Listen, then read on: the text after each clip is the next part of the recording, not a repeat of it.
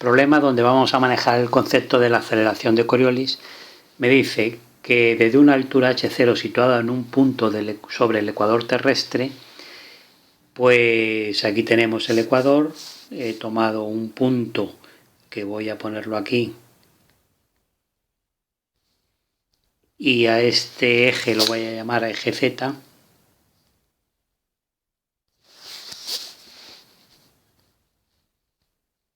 Entonces esto está a una altura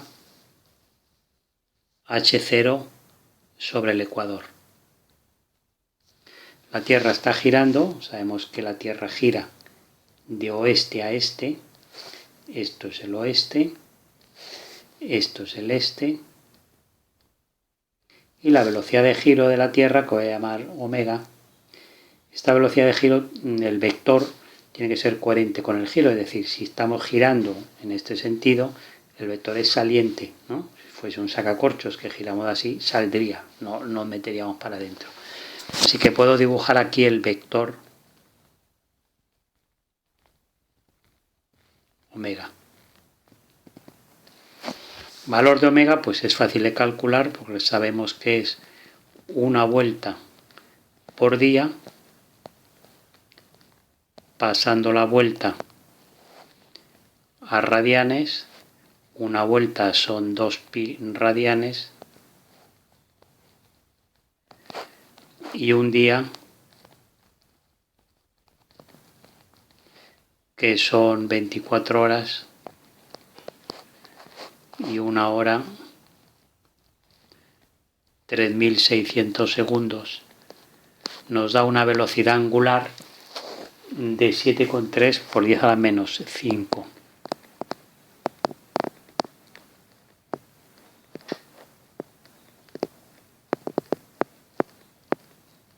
radianes segundo. Bueno, una vez que esa masa la hemos dejado que caiga hacia la Tierra, pues va a adquirir una velocidad, una aceleración. Vamos a ver a qué aceleraciones está sometida. Primero, a la aceleración de la gravedad, que va dirigida al centro de la Tierra. Y esa gravedad siempre actúa en el eje Z. Y luego, aparte de la gravedad, vamos a tener la aceleración de Coriolis, que la calculamos con esta fórmula: menos 2 por el producto vectorial de la velocidad angular de la Tierra por la velocidad que lleve esa masa. Entonces, los ejes, ¿cómo los tomamos? Pues los ejes los vamos a tomar, si el eje Z es lo que hemos puesto aquí, el eje Y lo voy a tomar tangente al ecuador. De esta manera me queda aquí el eje Y. Y el eje X voy a tomar sentido positivo hacia abajo.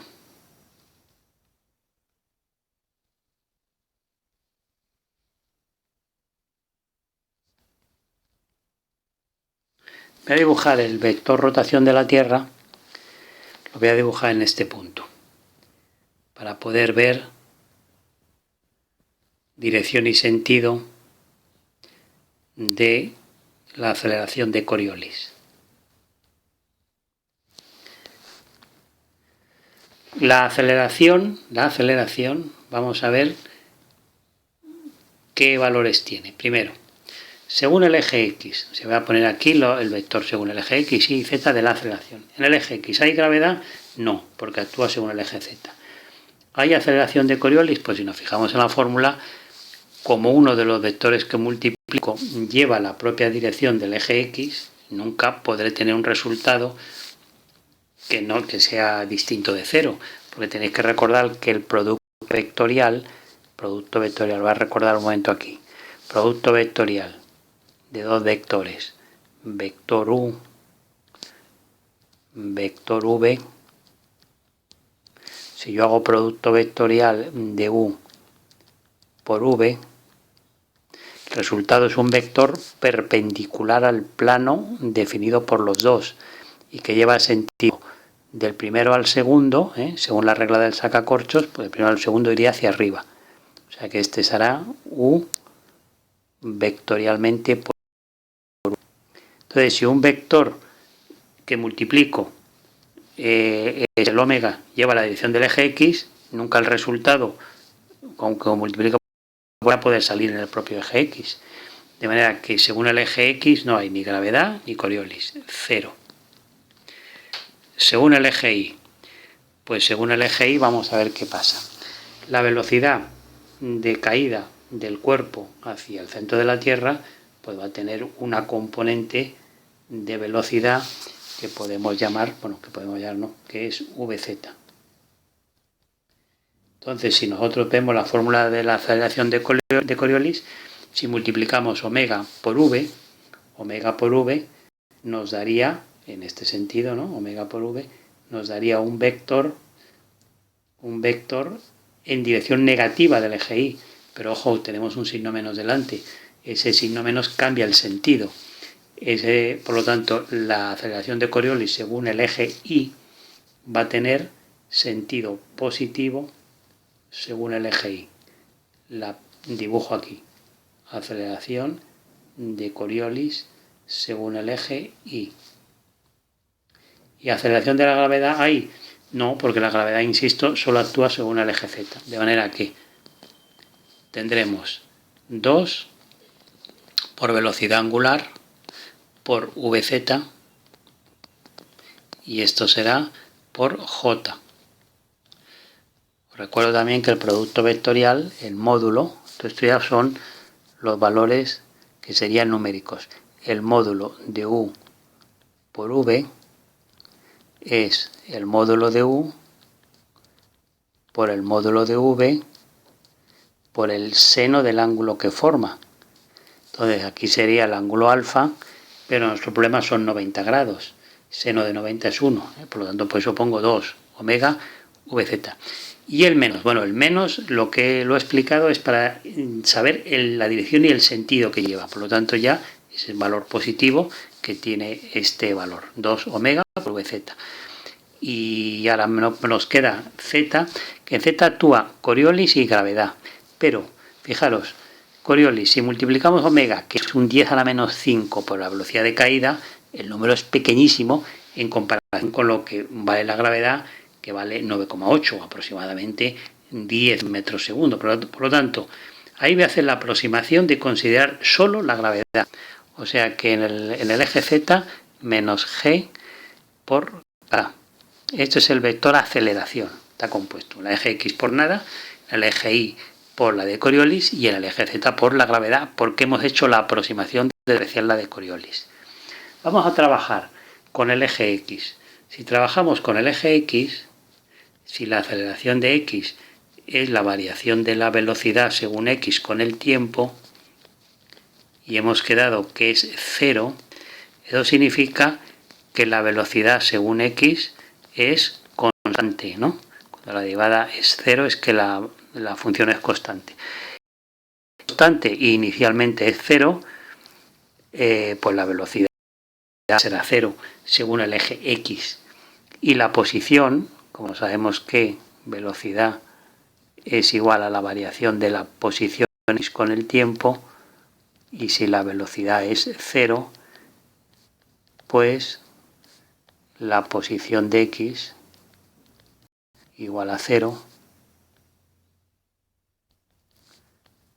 Eso nos indica que la X cuando llega al final va a ser 0. El punto, según la X, la coordenada X, cuando llegue a dar con la superficie de la Tierra es 0 según la X. Bien, ahora vamos a ver qué pasa con la Z. Ahora la Y la dejo para el final. Con la Z, aceleración según la Z, hemos quedado que es menos G. Y la aceleración es la variación de la velocidad según la Z con el tiempo. Pasando diferencial de t al segundo miembro, esto nos permite ya hacer la integral y nos queda que la velocidad según z es igual a menos gt. Claro, aquí habría una constante de integración, pero constante de integración es 0 porque si constante 1. si t es 0, velocidad inicial según la z es 0, porque lo dejamos caer, no sale con velocidad inicial, por lo tanto la constante de integración es 0. Y una vez que tenemos la velocidad z, como sabemos que la velocidad es la variación de la posición, en este caso z, con el tiempo, y esto hemos quedado que es menos g por t, pasando diferencial de t al segundo miembro, podemos también hacer la integral que nos queda. Z igual a menos g t cuadrado dividido 2 más constante C2. Esta constante ya no es 0, porque inicialmente cuando t es 0, la z ¿cuánto vale? La z vale h0, está en este punto. De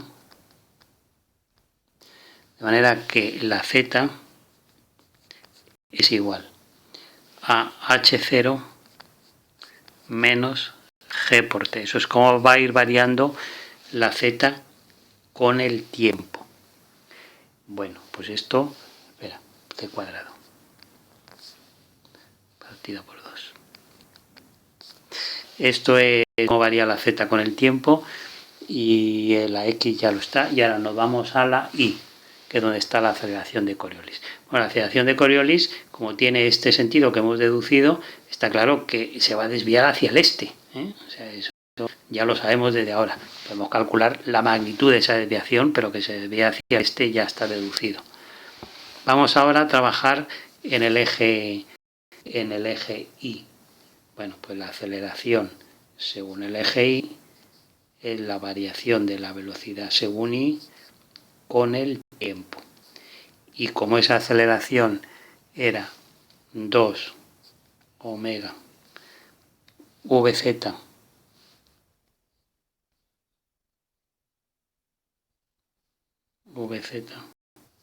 pues ahora pasando la diferencial de t, 2 omega vz diferencial de t. Y antes de integrar, lo que voy a hacer, que la tenemos aquí, la vz un poco perdida, esto es así. La vz es g por t, ¿no? Bueno, lo voy a poner positiva porque ya el valor de la aceleración ya es en sentido positivo de ahí, de manera que derivada de vi es igual a 2 omega, y vz la voy a sustituir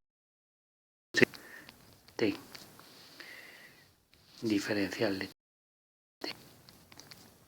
Hacemos la integración y v igual a 2 omega g t cuadrado dividido por 2 más la constante de integración, sería la C3. Condiciones iniciales, pues si t es igual a 0, la velocidad según la i es 0, porque parte del reposo, de manera que C3 es 0. Así que ya tenemos que la VI, velocidad según la i, es omega g t al cuadrado. Y ahora vamos a ver la i, es decir, el punto de la i donde va a caer. La velocidad según la i es la variación de la i con el tiempo. Como hemos quedado que esto es omega g t cuadrado, pasamos diferencial de t al otro miembro y integramos. Al integrar me queda que la i es, entonces, constante omega g, y esto me quedará t3 dividido 3.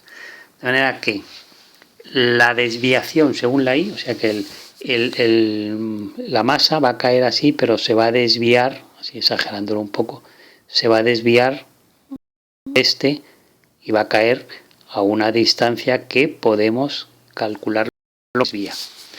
¿Cómo? Pues como está la I en función del tiempo, vamos a calcular el tiempo que tarda en caer. El tiempo que tarda en caer, que lo teníamos por aquí, ¿no? Sí. Como Z es h0 gt cuadrado 2, pues en el caso de que caiga en el suelo, ¿cuánto es la z? Si cae, la z es 0. Si z es 0, ¿cuánto vale el tiempo? Poniendo un 0 aquí y despejando el tiempo es, poniendo un 2, el h0, 2, h0 dividido g raíz cuadrada. Esto es el tiempo que tarda en caer, ¿no? Y como la I tiene esta expresión, pues simplemente tenemos que sustituir. La desviación según Coriolis es igual omega g t cubo, pues le ponemos omega de t partido por 3 y t cubo le ponemos 2 h0,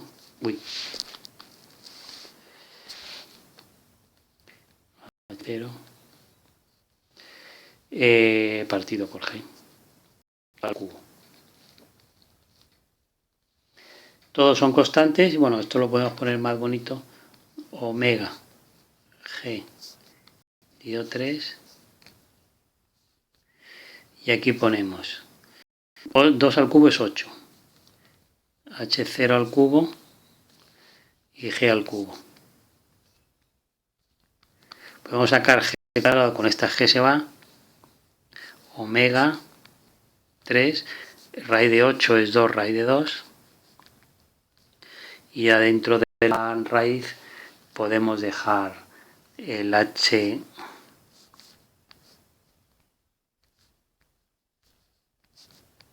y la g. ¿Cuánto se desvía? Pues hacemos la aplicación numérica. Si la h me dice el problema que eran 215 metros, en la g tomamos 10, haciendo las operaciones, pues obtendríamos una I de ¿cuánto? De 6,5 centímetros. Sería la desviación por el efecto Coriolis hacia el S. La dirección, eso lo hemos deducido al principio, sería aquí. Estos serían los 6,5 centímetros.